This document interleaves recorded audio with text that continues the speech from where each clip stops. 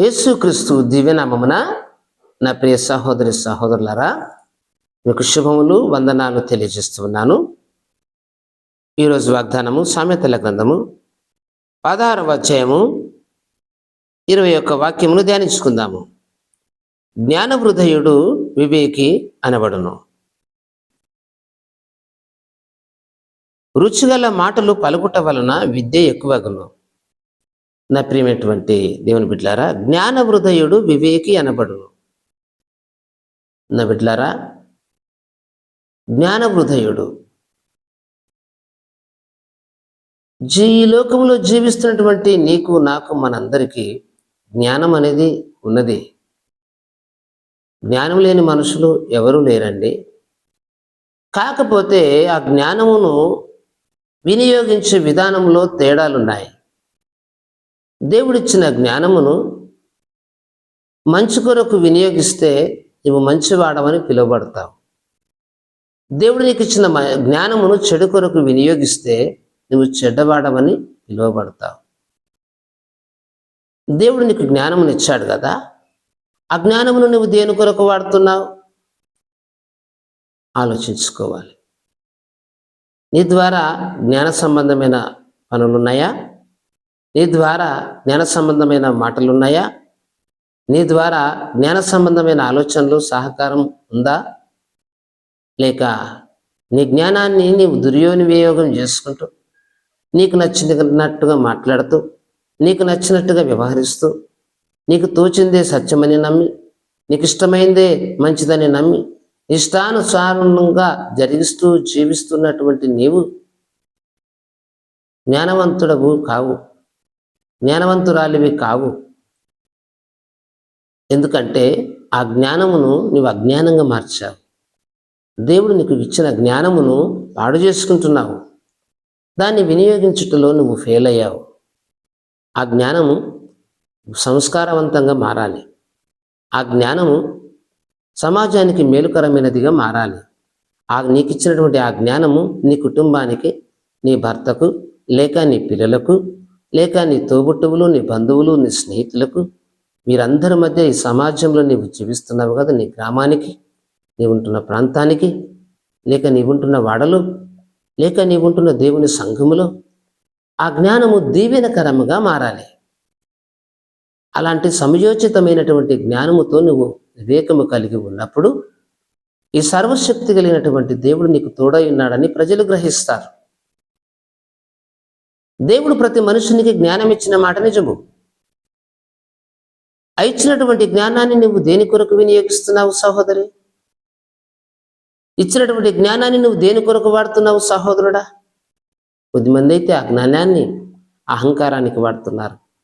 కొద్దిమంది అయితే ఆ జ్ఞానాన్ని పాపానికి, శాపానికి, దుర్మార్గానికి వాడుతున్నారు. కొద్దిమంది అయితే ఆ దేవుడిచ్చినటువంటి జ్ఞానాన్ని చెడు పనులకు, అబద్ధాలకు, మోసాలకు, జగడాలకు, పనికి మాలినటువంటి చెడు క్రియలకు, రౌడీజానికి వాడుతున్నారు. ఇలాంటి స్థితిగతుల మధ్య చాలామంది జీవిస్తున్నారు. దేవుడిచ్చినటువంటి జ్ఞానాన్ని దుర్వినియోగం చేసుకుంటున్నారు. దేవుడు నీవు మంచి మాటలు మాట్లాడాలని, పరులకు సహాయం చేయాలని, నీ మాటల ద్వారా ప్రజలు ఆదరించబడాలని, అనేకులకు నీవు దీవెనకరంగా, సహకారంగా, మంచివాడువుగా ఉండాలని, మేలు చేసేవాడువుగా నీవు ఉండాలని, నీ కుటుంబానికి, నీ సంఘానికి నీవు దీవెనకరంగా మారాలని దేవుడు నీకు జ్ఞానమునిస్తే ఆ జ్ఞానాన్ని నువ్వు ఎటువైపు వాడుకుంటున్నావు? ఏ స్థితిలో వాడుకుంటున్నావు? నా ప్రియుడా, సహోదరి, అమ్మ, తమ్ముడు, చెల్లి, అన్నయ్య, చెల్లి, తమ్ముడు, అయ్యా, దేవుడు నీకు ఇచ్చిన జ్ఞానముని ఏ స్థితిలో వాడుకుంటున్నావు? దేని కొరకు వాడుతున్నావు? ఒకరోజు దేవుడు నీకు ఇచ్చిన జ్ఞానాన్ని బట్టి లెక్కడిగే దినమున్నది. ఆలోచించుకో. నీ చూపు మందగించక మునిపే, నీలో జీవము చావక మునిపే సరిగ్గా ఆలోచన చేయి.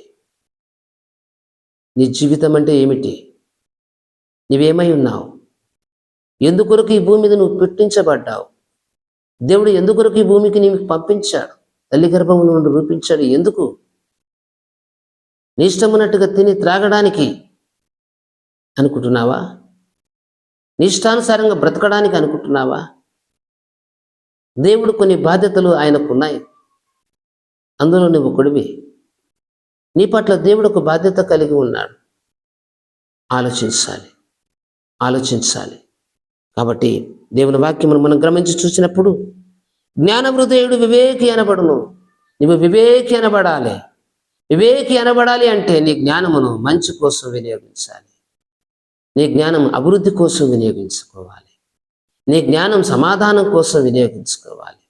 నీ జ్ఞానం శాంతి కోసం వినియోగించుకోవాలి. నీ జ్ఞానం అనేకుల చేత మంచి పేరు తెచ్చుకునేలా వినియోగించుకోవాలి.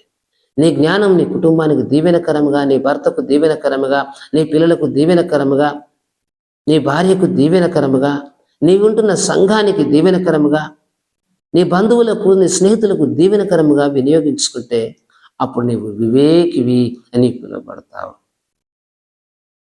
వివేకి అని పిలువబడాలని ఆశ, కోరిక నీకుందా సహోదరుడా, సహోదరి? అయితే దేవుడు నీకు ఇచ్చిన జ్ఞానము సమయోచితమైన విధానంలో ఆలోచించి నిర్ణయాలు తీసుకొని, మాట్లాడే ధోరణిలో, ప్రవర్తించే ధోరణిలో, నడిచే ధోరణిలో, నీ పొరుగు వారితో, నీ స్నేహితులతో, నీ కుటుంబంలో వ్యవహారాలలో నువ్వు ఉండే విధానం ఆచితూచి ఆలోచించి సరిచేసుకుంటూ నువ్వు ముందుకెళ్ళినట్లయితే దీవించబడతావు. నీ ద్వారా దేవుని నామానికి మహిమ కలుగుతుంది. దేవుని నమ్మినావన్న పేరు నీకుంది, కానీ ఆయన నామాన్ని అవమాన పరిస్థితిలో నీకు ఉన్నామేమో సహోదరుడా, ఆలోచించి సరిచేసుకో. అమ్మా, ఈ మాటలు వింటున్న నిన్ను దేవుడు దీవించుగాక. ప్రార్థన చేసుకుందాం. ప్రేమ స్వరూపి అయిన తండ్రి, వందనములు, స్తోత్రములు ప్రభా. ఈ నీ వాక్కు వింటున్నటువంటి నీ బిడ్డలను మీరు దీవించండి, ఆశీర్వదించండి. వారి కుటుంబాల్లో శాంతి సమాధానము దయచేయి అయ్యా. మా బిడ్డలందరికీ నీవు భూమి మీద జ్ఞానమునిచ్చే పంపించావు అయ్యా. ఈ జ్ఞానవంతులు ఉంటున్న నీ బిడ్డలు తమ జ్ఞానమును దాన్ని వినియోగించుకొని సంఘంలో, సమాజంలో, దేశంలో అయ్యా మంచివారుగా పిలువబడి దేశ క్షేమము కొరకు ప్రయాసపడి బిడ్డలుగా, అభివృద్ధి కొరకు ప్రయాస బిడ్డలుగా, సమాజం కోసం ప్రయాసపడి బిడ్డలుగా సిద్ధపరచమని ప్రార్థిస్తున్నాం. వారి కుటుంబానికి, వారి సంఘానికి, సమాజానికి, దేశానికి అక్కడికి వచ్చే మంచి బిడ్డలుగా తమ జ్ఞానమును వినియోగించి దీవించబడినట్లు సహాయం చేయమని నీ కృపా కనికరములు నీ బిడ్డల మీద ఉంచి జ్ఞాన హృదయములు వారికి ఇచ్చి వివేకాత్మను వారికి దయచేయమని వేడుకుంటూ యేసు దివ్య నామమున ప్రార్థిస్తున్నాము తండ్రి. ఆమేన్.